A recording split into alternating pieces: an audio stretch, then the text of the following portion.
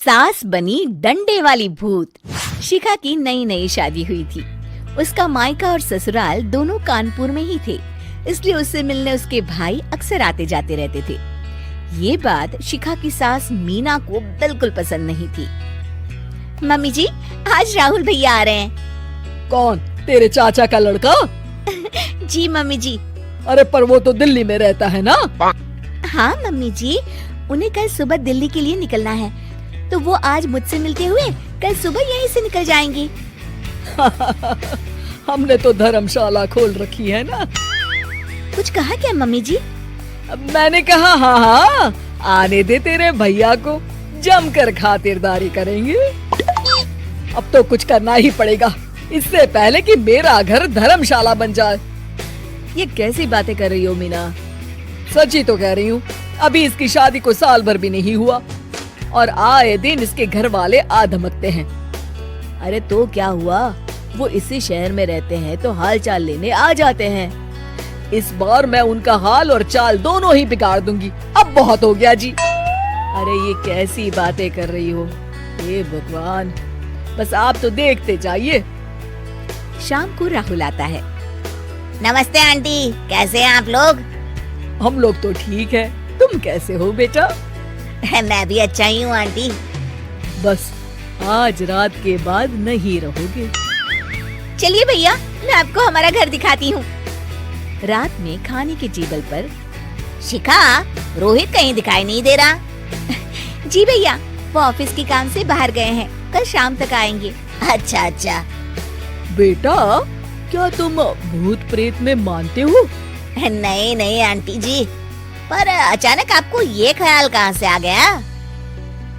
पता नहीं क्यों, कभी कभी मुझे लगता है जैसे रात के समय बैठक में कोई घूमता रहता है। ये आप क्या कह रही हैं मम्मी जी?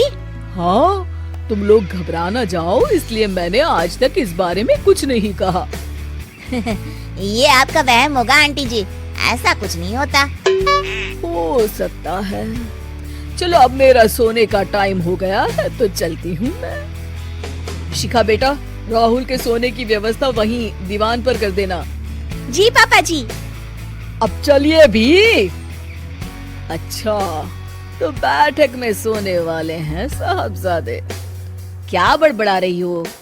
कुछ नहीं, आप सो जाइए। मीना और महेश के सोने के बाद शिखा और राहुल आपस में बात कर रहे होते हैं, तभी डोरबेल बजती है। अरे आप! सरप्राइज! काम जल्दी खत्म हो गया तो मैं आज ही चला आया। ये तो बहुत अच्छा किया। देखिए राहुल भैया भी आए हुए हैं, आप दोनों का मिलना भी हो जाएगा। कैसे हो रोहित? मैं तो ठीक हूँ भैया। शिखा, मैं भी आज यहीं सो जाता हूँ, राहुल भैया से बातचीत भी हो जाएगी। अच्छा अच्छा ठीक है। मीना आधी रात को उठती है, कंबल मुंह से पैर तक ओढ़ के डंडा लेके बैठक में आती है और देखती है दीवान पर चादर ओढ़े कोई लेटा हुआ है। देखो तो कैसे मजे से सो रहा है बहन के ससुराल में। मीना ताबड़तोड़ 4-5 डंडे मार देती है। अरे मर गया, अरे बचाओ बचाओ, कौन है? मीना जल्दी से अपने कमरे में भाग जाती है। हे भगवान, ये मैंने क्या किया? ये रोहित कहाँ से आ गया?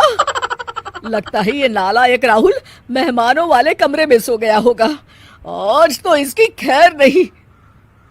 उधर बैठक में, अरे क्या हुआ रोहित? मैं बाथरूम में था, तुम्हारे चिल्लाने की आवाज सुनी।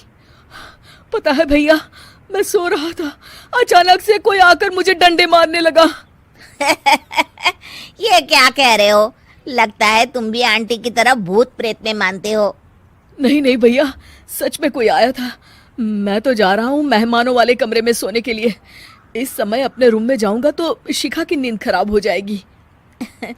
ठीक है भाई, जाओ तुम, जहाँ तुम्हारा भूत डंडा लेके ना आ सके।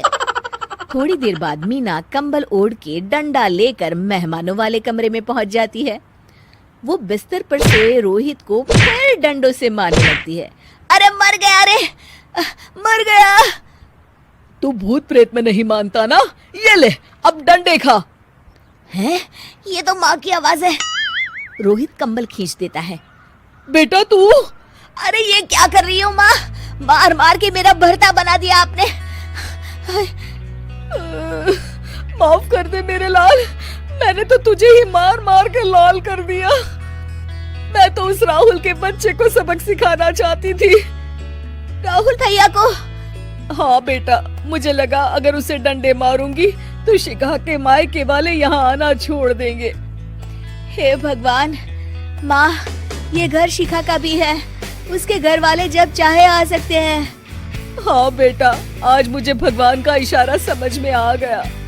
मैं कितना गलत करने चली थी और अपने ही बेटे को चोट पहुंचा दी। अब चुपचाप जाके सो जाओ माँ, और किसी को कुछ बताने की जरूरत भी नहीं है। शिक्षा दूसरों का बुरा चाहने वालों के साथ भी बुरा ही होता है।